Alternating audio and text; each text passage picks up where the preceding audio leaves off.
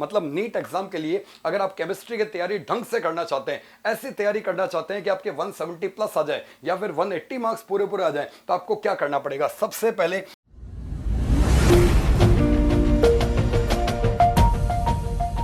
Hello dear students, welcome to SS chemistry universe. मैं सौरभ शर्मा, आपका SS sir आपका तहे दिल से स्वागत करता हूं मेरे यूट्यूब चैनल में, नहीं आपके यूट्यूब चैनल में। जी हाँ, इस चैनल में सब कुछ है। इस चैनल में पढ़ाई भी है, इस चैनल में मोटिवेशन भी है, इस चैनल में स्ट्रैटेजी भी है, इस चैनल में अच्छे अच्छे क्वेश्चंस भी है, और इसीलिए ये चैनल सब्सक्राइब करना तो बनता है। तो जल्दी से इस चैनल को सब्सक्राइब कर लीजिए और वीडियो पसंद आए तो लाइक जरूर करिएगा। आज का जो वीडियो है, आज संडे है आप जानते हैं, तो स्ट्रेटजी वीडियो का दिन है। और इस स्ट्रेटजी वीडियो में मैं आपको कौन सी स्ट्रेटजी बताने वाला हूं? मैं आपको स्ट्रेटजी बताने वाला हूं केमिस्ट्री के पेपर की। जी हां, जैसे कि आप जानते हैं कि एक्सपेक्टेड डेट्स आ चुकी है नीट के पेपर की और जेई मेन की भी। एक्सपेक्टेड डेट्स बोल रहा हूं, एग्जैक्ट डेट नहीं आई है। एग्जैक्ट डेट जैसे ही आएगी तो उसका भी एक वीडियो मैं जरूर बनाऊंगा आपके लिए, आप टेंशन मत लीजिए। एसएस सर आपकी सक्सेस के लिए हमेशा साथ है। अरे एसएस सक्सेस में भी तो आता है, सक्सेस की स्पेलिंग देखो तो एसएस आएगा ना। तो सक्सेस जब जब आप बोलोगे तो एसएस की आपको याद आएगी 100%। ठीक है, तो मैं वही बोल रहा हूं कि एक्सपेक्टेड डेट आ चुकी है, और अगर एक्सपेक्टेड डेट्स आ चुकी है तो स्टूडेंट्स के दिमाग में आता है कि हम कैसे पढ़ाई करें कि हमारा सिलेक्शन हो जाए, हम कैसे पढ़ाई करें कि हमारी रैंक आ जाए, और हम कैसे पढ़ाई करें कि हमारे सारे क्वेश्चन ऑलमोस्ट सही हो जाए सारे सब्जेक्ट्स में। तो एक एक करके ये पूरी सीरीज मैंने आपके लिए लॉन्च की है। ये केमिस्ट्री की स्ट्रेटजी है, नेक्स्ट संडे में फिजिक्स की स्ट्रेटजी लेके आऊंगा, और उससे नेक्स्ट संडे मैं बायो की स्ट्रेटजी लेके आऊंगा। So stay tuned, stay focused and subscribe this channel. ठीक है, चलिए, जैसे कि आपने भी यूट्यूब पे देखे होंगे बहुत सारे वीडियोस जिसमें कि 180 ऑन 180 की स्ट्रेटजी है। मैं देख रहा था स्क्रॉल करते हुए आज ही यूट्यूब को कि बहुत सारे टीचर्स जिन्होंने नया नया पढ़ाना स्टार्ट किया है वो मतलब 180 ऑन 180 की स्ट्रेटजी जा रहे हैं। I was feeling inferior. मैंने कहा भाई साहब, मेरे को 14 साल हो गए पढ़ाते हुए। 9 साल मैंने एलन कैरियर इंस्टीट्यूट कोटा में पढ़ाया, उससे पहले 4 साल डीडी टारगेट पीएमटी में पढ़ाया, अच्छी अच्छी कोचिंग्स पे पढ़ाया, अभी 2 साल से अनअकैडमी पे हूँ। मुझे इतनी स्ट्रेटजी नहीं पता, इनको पता है। अरे मैंने कहा भाई साहब ये क्या चक्कर है। चलो कोई नहीं, मैं कंपेयर नहीं कर रहा किसी से, बट मैं केवल इतना कह रहा हूं कि 180 ऑन 180 लाना या 720 ऑन 720 लाना लक फैक्टर पे डिपेंड करता है। वो मार्क्स पे, सॉरी, वो पढ़ाई पे डिपेंड नहीं करता, वो लक फैक्टर पे डिपेंड करता है। ऑल इंडिया रैंक 1 लाना लक फैक्टर पे डिपेंड करता है। बाकी जो 1 से लेकर 10 के बीच में होते हैं उनका कैलिबर बराबर होता है ना। इसलिए मैं 180 ऑन 180 की स्ट्रेटजी नहीं लाया हूं। मैं जो स्ट्रेटजी होती है, जो टॉलरेबल स्ट्रेटजी होती है, जो टॉलरेबल मार्क्स होते हैं, या जो ऐसे मार्क्स होते हैं जो रेलेवेंट होते हैं, वो मैं लाया हूं 170 प्लस की स्ट्रेटजी। फिर कह रहा हूं 170 प्लस की स्ट्रेटजी। ठीक है, 180 on 180 is just a luck factor. तो अगर आपने ये स्ट्रेटजी फॉलो की तो 100% आपके 180 भी आएंगे अगर लक ने आपका साथ दिया, 100% आपके 720 भी आएंगे अगर लक ने आपका साथ दिया। पर मेहनत किए जाओ, अपनी मेहनत पहले आती है और लक बाद में आता है। मैं फिर कह रहा हूं, अरे मत कर यकीन अपने हाथ की लकीरों पे, किस्मत तो उसकी भी होती है जिसके हाथ ही नहीं होते।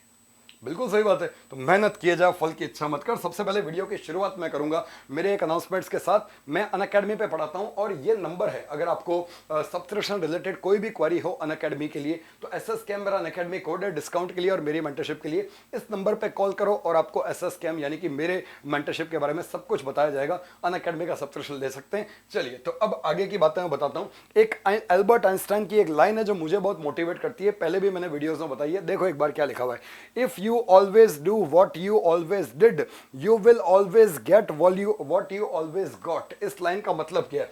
अभी तक जैसा पढ़ते आए हैं वैसा ही पढ़ते रहेंगे तो वही फल मिलता रहेगा जो अभी तक मिलता आया है।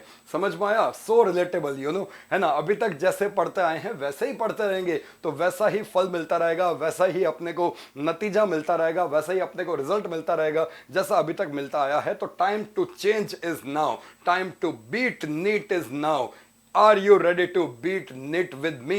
Yes, you are ready. I know that। इसका मतलब चैनल को सब्सक्राइब कर लो, मैं मोटिवेशन से भर दूंगा आपको, नीट का हो चाहे जेई का हो। चलिए, तो वीडियो की शुरुआत करता हूं। मैं आपको बताता हूं सबसे पहले स्ट्रेटजी क्या होनी चाहिए। स्ट्रेटजी से पहले मैं आपको केमिस्ट्री के ऐसे टॉपिक्स बताता हूं जो नीट के लिए और जेई के लिए बहुत इंपॉर्टेंट है। ये लिस्ट ऑफ टॉपिक्स है, नीट और जेई के लिए बहुत इंपॉर्टेंट है। सबसे इंपॉर्टेंट आपको मालूम है केमिकल बॉन्डिंग है, जिससे क्वेश्चन बहुत सारे आते हैं। कोऑर्डिनेशन बॉन्ड, इनऑर्गेनिक केमिस्ट्री की बात करूं तो chemical bonding, coordination bond, P block, ये 3 चैप्टर बहुत इंपॉर्टेंट है इनऑर्गेनिक केमिस्ट्री के लिए।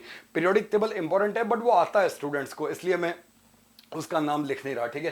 सिमिलरली ऑर्गेनिक केमिस्ट्री में GOC1 GOC2 IUPAC भी इंपॉर्टेंट है, एक क्वेश्चन आता है बट वो आता है स्टूडेंट्स को पहले से। अब यूं तो सबसे एक एक क्वेश्चन आता है, एनवायरमेंटल केमिस्ट्री से भी एक क्वेश्चन आता है, पॉलीमर से भी एक आता है, biomolecules chemistry in everyday life, पर सबका नाम मैं लिख नहीं रहा, उसका नाम लिख रहा हूं जिससे ज्यादा क्वेश्चन आते हैं, ठीक है। तो ये हो गया। उसके बाद इक्विलिब्रियम इलेक्ट्रोकेमिस्ट्री, ये थोड़े डिफिकल्ट टॉपिक्स है बट ये इंपॉर्टेंट टॉपिक्स है, किसके लिए? फिजिकल केमिस्ट्री के लिए, ठीक है। उसके बाद atomic structure and redox reaction, this is very easy chapter, ठीक है।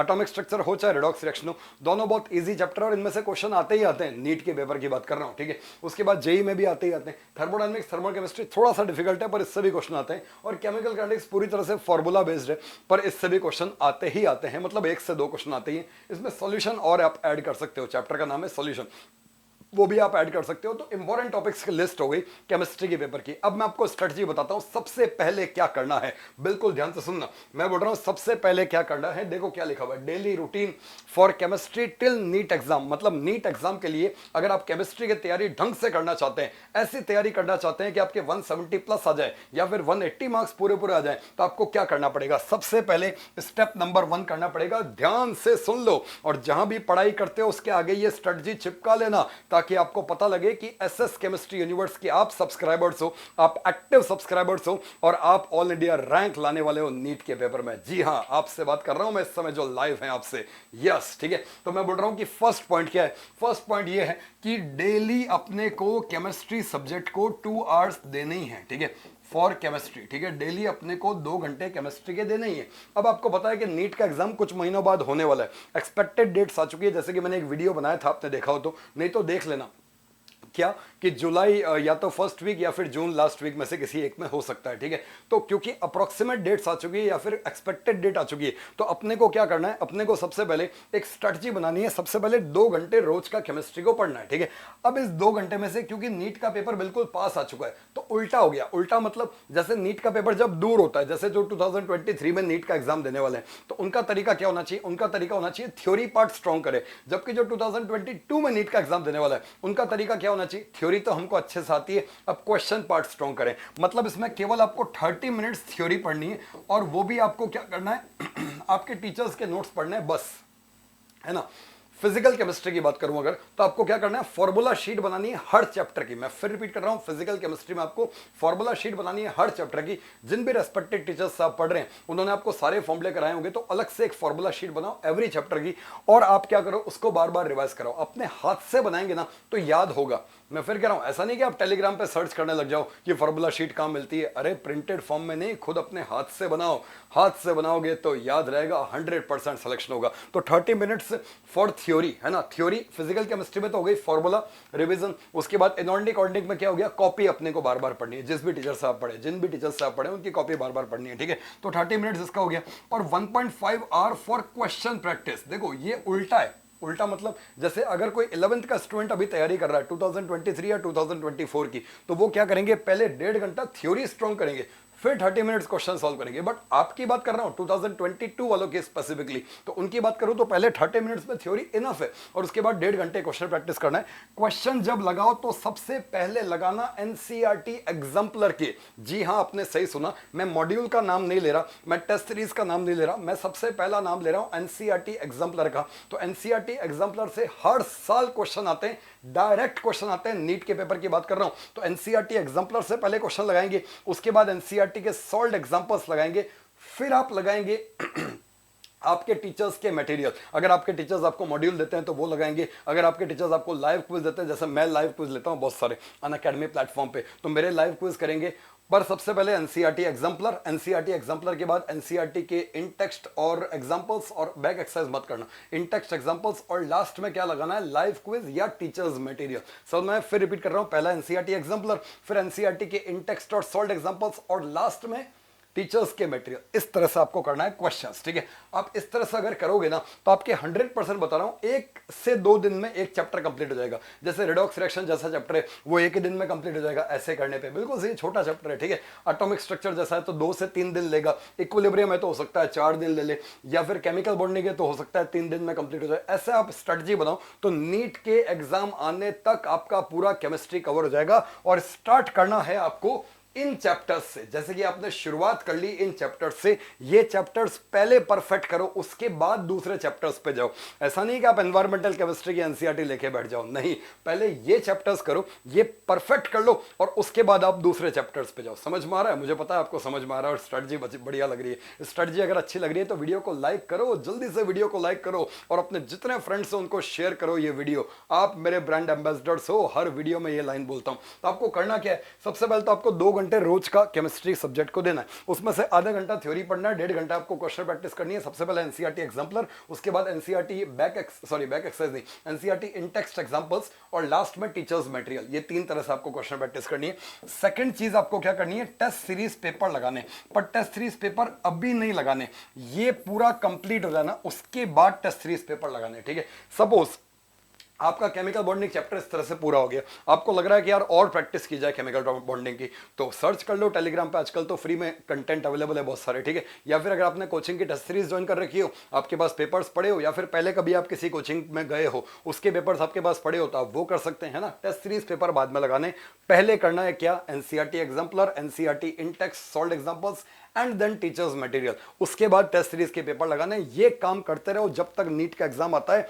100% बता रहा हूं, 100% बता रहा हूं, 170 प्लस मार्क्स आएंगे। मैं फिर कह रहा हूं, ऐसा नहीं कि 180 आ जाएंगे, नहीं, है ना। मैं उन टीचर्स की तरह, उन एजुकेटर्स की तरह या उन यूट्यूबर्स की तरह आपको कुछ ऐसे वादे नहीं करने वाला, क्योंकि मुझे पता है रियलिटी क्या है। रियलिस्टिक जो नंबर होता है वो 170 प्लस होता है, 720 या 180 is just a luck factor. आप भी मेरी बात पे अग्री कर रहे होंगे, यस मुझे पता है आप अग्री कर रहे हैं, तो जल्दी से वीडियो को लाइक कर दो इसी बात पे, है ना। अब ये तो हो गया केमिस्ट्री की स्ट्रेटजी।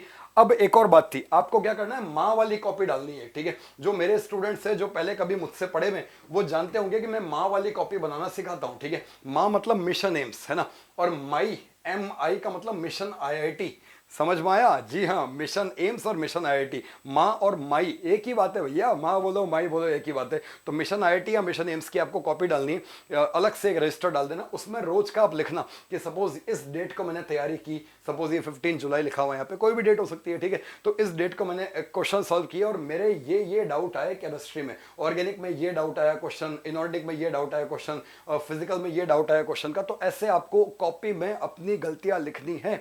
गलतियां लिखोगे ना तो याद रहेगा, हवा में भूल जाओगे कि कौन सी गलती आपने किस दिन की थी। तो 2 काम करने, एक तो 2 घंटे रेगुलरली पढ़ना है ना, और ये मिशन एम्स वाली कॉपी डाल दी है या फिर मिशन IIT व्हाटएवर। ठीक है, और लास्ट में जब कुछ नहीं हो करने को तो टेस्ट सीरीज के पेपर लगाना। अभी टेस्ट सीरीज के पेपर मत लगाओ बेटा, अभी टेस्ट सीरीज के पेपर मत लगाओ, एक बार अपने ऊपर कॉन्फिडेंस तो ले आओ। मतलब आप एनसीईआरटी एग्जाम्पलर कर लो, एनसीईआरटी के सॉल्व एग्जाम्पल इन टेक्स्ट कर लो, टीचर्स का मटेरियल कर लो, फिर टेस्ट सीरीज के पेपर लगाओ। आ रहा है समझ में सभी को?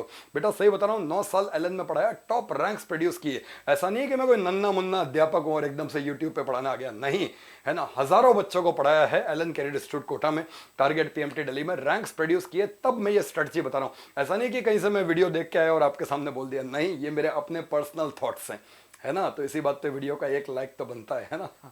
चलिए, तो ये माँ वाली कॉपी हो गई, मिशन एम्स वाली, और इसको देख के आपको लग रहा होगा कि we will not be like this. मतलब ऐसा नहीं कि हम पढ़ते पढ़ते सो जाएं और कंफ्यूजन की स्टेट में रहें, नहीं, ऐसा नहीं कि हम पढ़ते पढ़ते सो जाएं और कंफ्यूजन की स्टेट में रहें। We will not be like this, we will be like this.